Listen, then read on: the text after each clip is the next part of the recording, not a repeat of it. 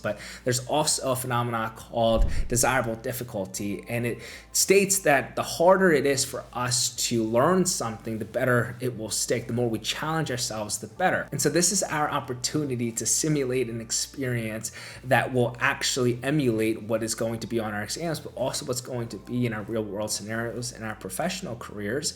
And it allows us to leverage that desirable difficulty. And so when you are pulling all-nighters and you're cramming, the reason why it's so inefficient and ineffective is you will learn the material, or you will think that you learn the material because you've put active focus towards it, and then you will pull the all-nighter. You might even have done well on the exam the next day. If you are in maybe perhaps a lower class in high school, yes, the exam might have been so easy enough that it was regurgitation questions where you could go ahead and just literally remember what you had just looked at an hour or 2 hours before. But when you get into higher education, this will definitely not fly, right? And moreover, ask yourself, how many times when you cram or pulled an all-nighter do you remember the information the next day after you eventually go to bed? Probably rarely, probably 0 times. Studying isn't high quality studying.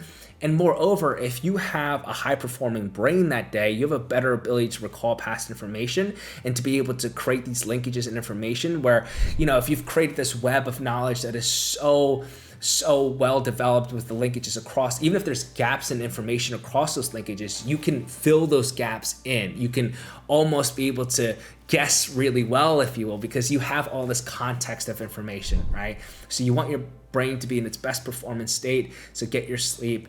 And there are so many ways to optimize your sleep, and I'm really considering just doing a whole video about how to optimize your sleep. There are ways in terms of course, caffeine cutoff time, having a regular sleep schedule, whether it be in your weekday or at your weekends, whether it be about lowering the temperature in your